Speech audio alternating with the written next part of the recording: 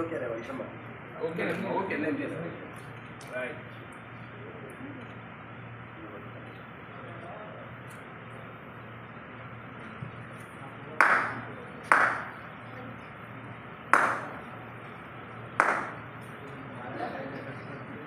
తిప్పండి అన్ని సైడ్స్.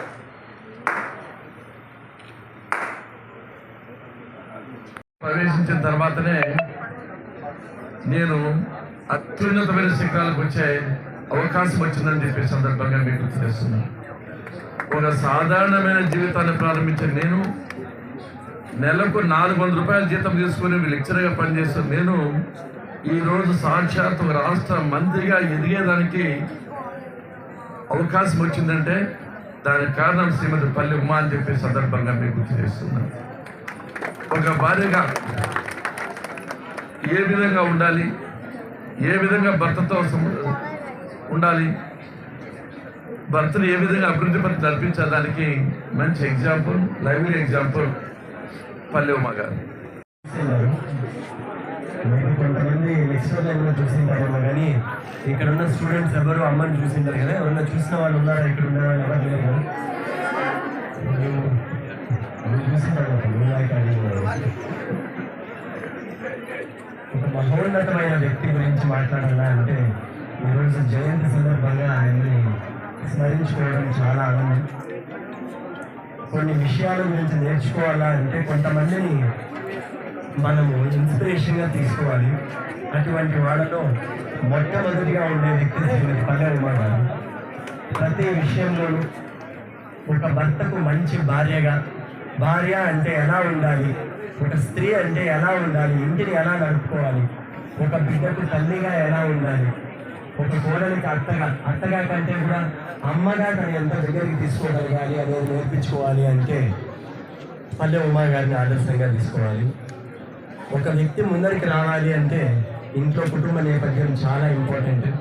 ఆ నేపథ్యానికి బాటలు వేసి తన ఆలోచనలకి ప్రతి విషయంలోనూ ప్రతి విషయంలోనూ అడుగున తనే వెనకాల ఉండి ప్రోత్సహించింది కనుకనే ఈరోజు ఇంత పేరు రావడం కాదు.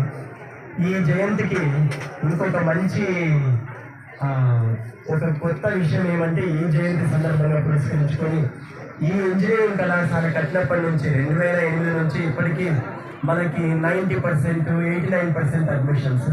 బట్ ఈసారి ఎప్పుడు కూడా అమ్మ అంటా ఉంటుంది ఒక కాలేజీ మనం 100% చేసుకోగలుగుతున్నామని. బట్ ఈ అడ్మిషన్ సైకిల్లో ఇంజనీరింగ్ కాలేజీకి మనకు 46 కాలేజీల్లో అన్ని కాలేజీలు 100% ఉంటాయంటే మన ఇంజనీరింగ్ ఒకటి 89-90%. ఈసారి మాత్రం 100కి 106% అడ్మిషన్స్. ఇంతకంటే చదువుకునే వాళ్ళంటే చాలా చాలా ఇష్టం అమ్మకి. చదువుకునే వాళ్ళంటే చాలా ఇష్టం. అందుకే నాన్న లెక్చరర్గా ఉన్నప్పుడు కూడా కోరి మరి అదే పనిగా తన కోసం అని చెప్పి కాలేజీ స్టార్ట్ చేయించింది.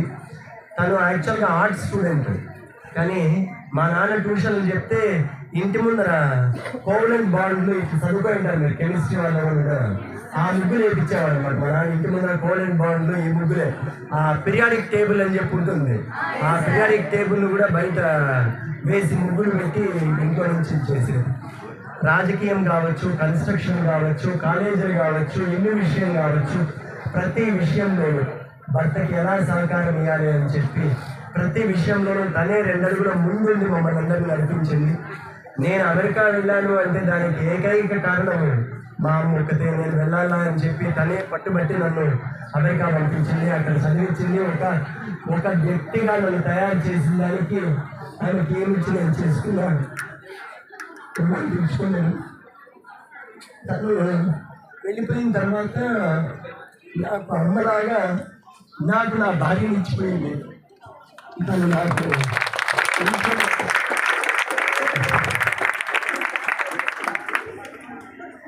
వాళ్ళు ఎంత బాగా చూసుకున్నాడు అంతే ఇది అయిన విషయాన్ని తీసుకోలేకున్నాడు. నా భార్య నాతో పాటు ప్రత్యామ్నాయంలోకి వచ్చింది. మా అమ్మ ఎక్కడో లేదు, నా భార్య రూపంలో, నా బిడ్డ రూపంలో తను మళ్ళీ నాతోనే ఉంది. ఈరోజు ఆమె జయంతిని పురస్కరించుకొని మీ అందరూ ఇక్కడ అసెంబ్లీ అయినందుకు I'm very very thankful and grateful to all.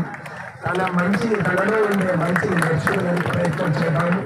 అందరూ ముందుకు పోయేదానికి ఈ రోజు నుంచి మీలో కూడా ఒక మంచి మార్పు రావాలి. కష్టపడే తత్వం నేర్చుకోగలగాలి.